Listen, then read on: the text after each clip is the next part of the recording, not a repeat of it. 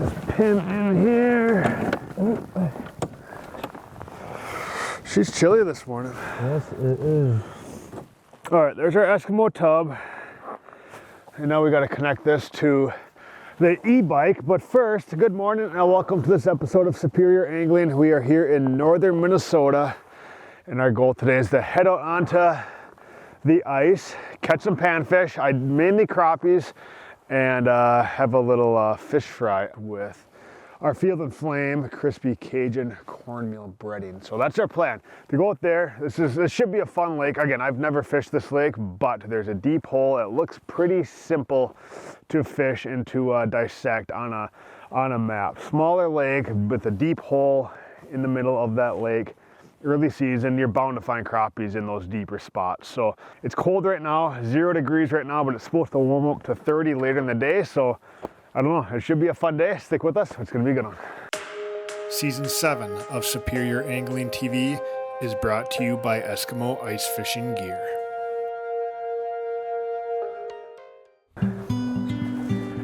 Okay, we got some iFish pros.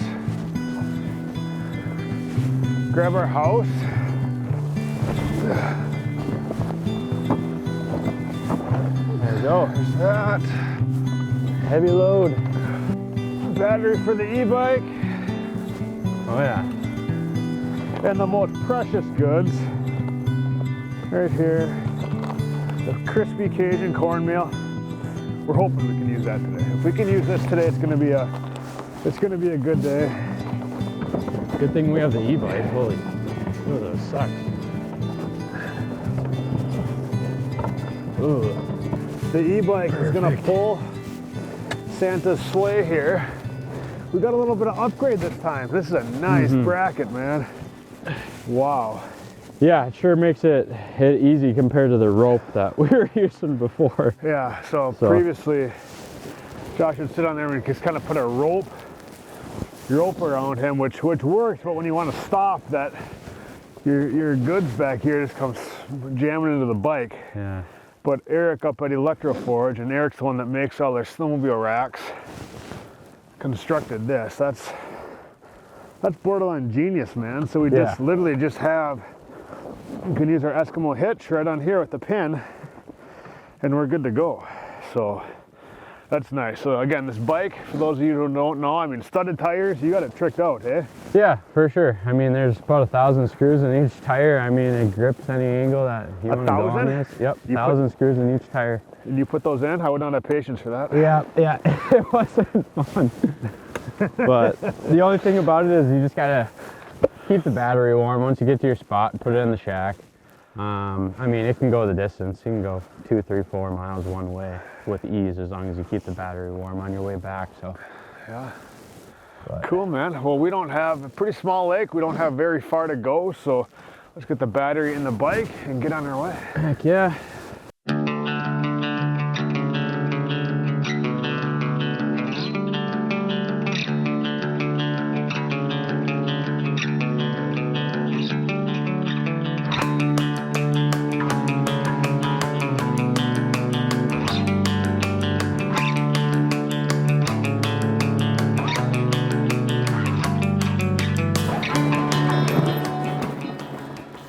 That is the nice thing about this hitch is stopping power. With the rope, that thing would have just ran right into the back end. So that hitch is worth its weight in gold. Yeah, remember last year we had the rope and it would just bam and it would like jar you off the bike almost? Yeah, it was pretty dangerous with these screws back here.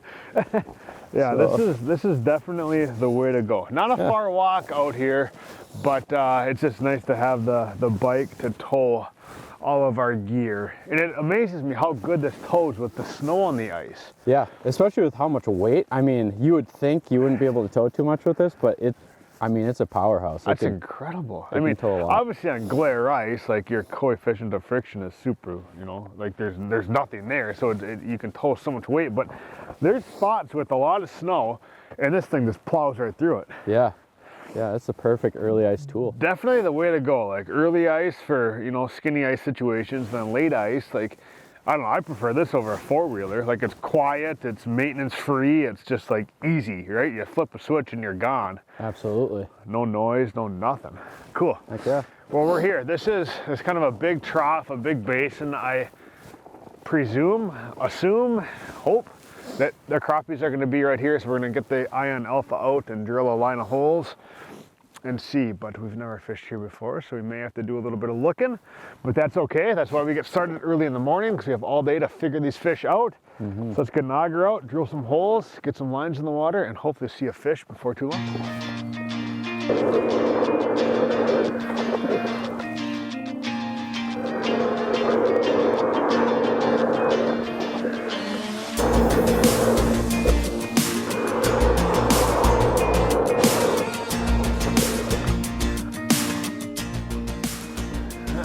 Serious. There we go, got him. Nice. 29 feet of water right in the basin as I expected. But what I did not expect was that this fish came right off the bottom. There we go. Yeah, nice little crappie. Is he filletable? He's close. He is very, very close. We'll let him go. Close. That's a lucky crappie. Another ½ inch on him, and he would have been in the fryer. Let's get back down there quick. I see another one down. But just staying old school, a small tungsten jig and a wax worm. But that kind of the fish always catch you by surprise, right? Like, I would be very, very confident that, you know, a fish on this body of water would be suspended, you know, 10 feet off bottom. But, you know, because when the majority of lakes, they're not. But that fish came right off the bottom. And that's the first crappie of the morning. Maybe this will be our second. I see another one down there. Could be a perch, could be a crappie. I think I caught the wrong fish. We're also seeing a lot of little perch. And it's my guess that these perch are the majority of the forage base in this body of water.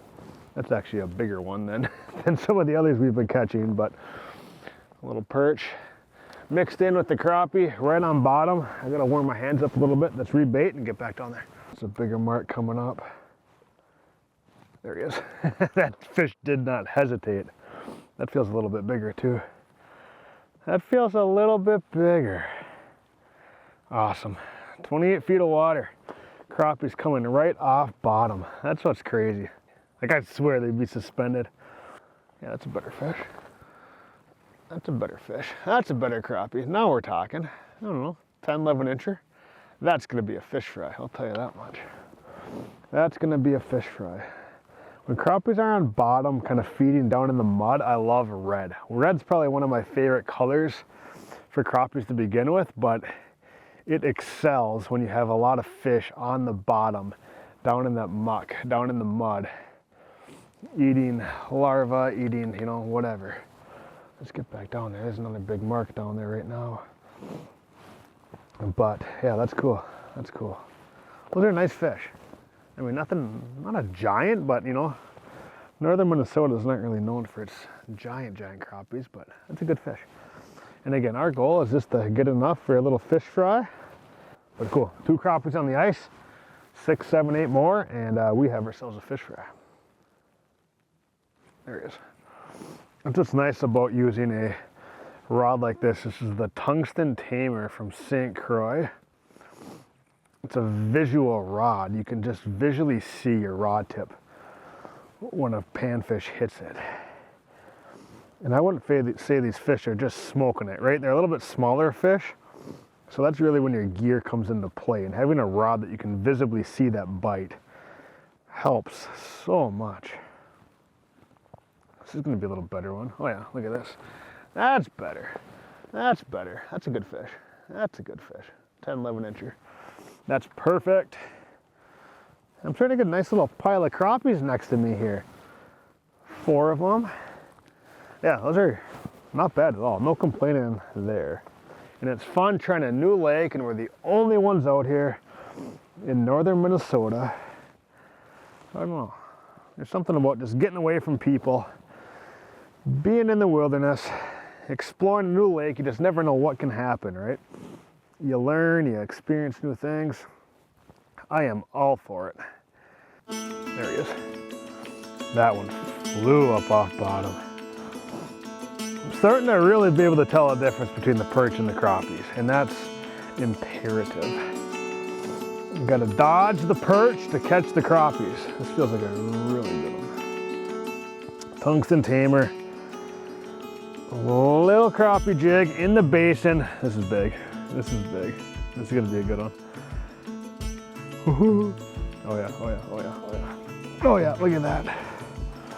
That there, that's a nice Northern Minnesota crappie. That's big. That's a good one. Way bigger than my hand. That's what we come out here for. That's gonna be a Field and Flame fish fry, if I've ever seen one. I love it. Beautiful. They're coming alive. Really slow start, but now that sun's starting to get up a little bit more, I think more that the bait is just becoming more and more active. You know, that larva down there, there's gets to be some light going, shining down there.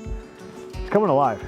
Kind of a struggle for the first half hour, but it's coming alive now. That's a great crappie. We'll get this guy in the ice, catch another one, and this is fun. It's gonna be a good day. Here comes Josh coming across the lake. We kind of sent him on a search and destroy mission, but I don't know how much success was had. We're getting them kind of figured out. We're getting them figured out, buddy. You are. Nice. Did you get anything? Nothing over there. I mean, a few marks, but no fish, so. Seems like you're getting them figured out. Holy smokes. That's a good one. I mean, some of these are a little bit smaller. Like that's smaller, but it's gonna eat, right? Yeah. Seems like you just got to grind it out on the basin and they just are mixed in, huh? That's what we're figuring out. Initially, I thought that they'd all be suspended, but I mean, what depths did you try? Man, 14 all the way to like 25, so. Well, that gives me enough confidence that this basin is the name of the game. Yeah. Get a line in. They're biting. Sounds good. They're biting. There he is. Nice. There we go. That looks better. Dang, that feels like a good one too. That looks better. That Holy, looks better. It's coming up fast. That's oh my fish, gosh, dude. look at that fish. That's a big fish. Jeez. Heck yeah.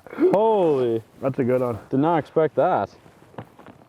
Dang. That's solid 12 and a half, pushing 13 incher, dude. Yeah, that's a good fish. That's It seems like they're kind of starting to turn on a little bit too, huh? They are, for sure. I'm glad he got back here. But as you can see right here in the lower jaw here, that turns red. That means this fish is stressed from that deep water. So again, we're perfectly fine keeping it because we only have 5 or 6 on the ice. And we're gonna have a fish fry here in a couple hours, but that's a tall tale sign of a stressed fish that's not gonna release well. So if you guys see that, see eyes bulging, keep those fish, right? That's awesome. That's a good one, dude. Yeah. Yeah, I'm excited for Tungsten later. jig and plastic. Yep, that does Pink and red, you can never go wrong, especially with basin crappies down there eating bugs in the bottom. Pink and red is kind of your go-to. That's a good fish. That might be bigger than the one I caught. Yeah, hopefully we can get some more like that. Oh my gosh. Let's get this house set up though, because mine are starting to freeze from a little bit earlier. Get some heat going, and then we should get some underwater cameras down too. For sure. Let's do it. Cool. There he is. Beautiful. Beautiful. You don't feel that bite, you just see that bite in your rod. Not like deep water panfish. In the early season like this, they're just so predictable to find.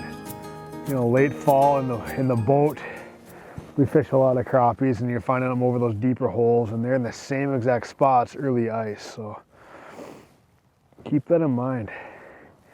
That you know, your late fall and first ice spots are very, very identical. Yeah, not a bad crappie there. 9 incher. Switched over to put that tungsten on. But yeah, again, tungsten's your friend. If you guys are fishing 5, 6, 7, 8 feet of water, you can get away with any jig, right? You don't need tungsten for that. But anything over 20, I'd say throw a tungsten on. It's gonna save you a lot of time in getting back down there. So There he is. Yes. Ooh, that feels like a nice fish. Oh man. you got another good one? Yeah, you're catching like, you know, 10 perch to like 1 crappie, so it's like you finally get that crappie on and it's Yeah, these perch got are, some weight. are a nuisance. It's gonna be a good crappie. Yeah, you it's can gonna tell be the really difference good. though when you see a perch versus a crappie on your graph. You can, Right? Like yeah. you know when those crappies are coming, but dude, Wow. you're not catching the small ones today. No, I'm not. Not catching You're not catching a ton. But No, but the ones you're getting are just giants, dude. That's a nice fish. yeah, that's a great one. That's a good fish. That's a really good fish. Wow. Yep, and I'm just using this Pink little tungsten. Yep. Pink tungsten and plastic is what it's taken. But that there is a big, big crappie. Northern Minnesota crappies. That's good, dude, because I'm getting hungry. Yeah, me too. We've drilled a Me too. lot of holes today. We've, you know, had to figure this lake out. Again, no previous knowledge at all, no information, no nothing. But we've come here. That's what's rewarding about it, right? Like It is. we didn't know. You've gone on the e-bike 10 different spots and drilled Everywhere. holes and finding it out. But you know what we figured out is just kind of staying put in an area and wait for these things to come through. Got him. It did not look like a perch. This has turned out to be a good day. Like, this is a better fish too. For a brand new lake with no information, just going there completely blind, it's gonna be a nice fish. Oh yeah. Look at that. That's a big crappie.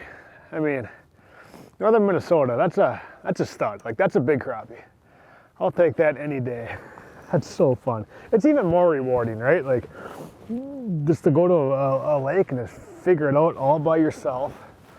Catch your big crappies, and the best is yet to come, right? We're gonna fry these up and have a delicious fish fry.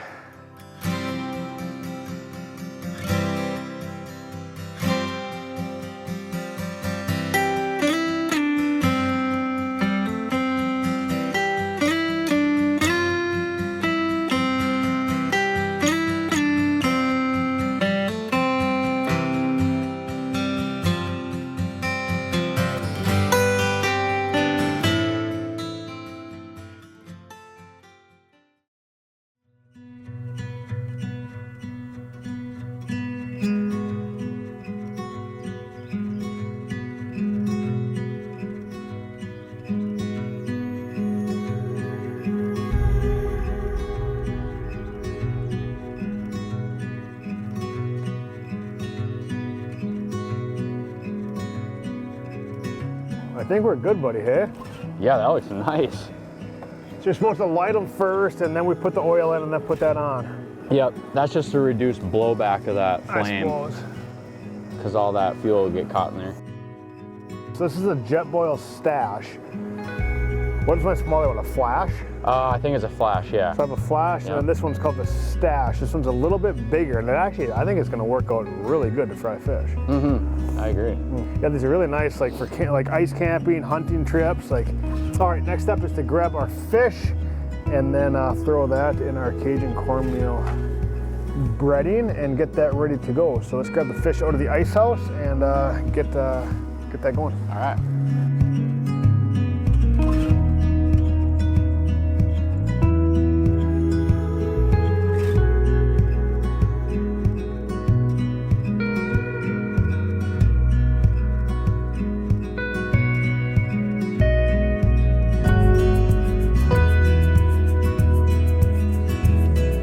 I like my fish crispy, and this crispy Cajun cornmeal from Field and Flame gets crispy. So you just got to cook it long enough at the right temp. And that is one thing you do have to be a little careful of with the Jetboil, is just finding that right temp, but we got it pretty good right now.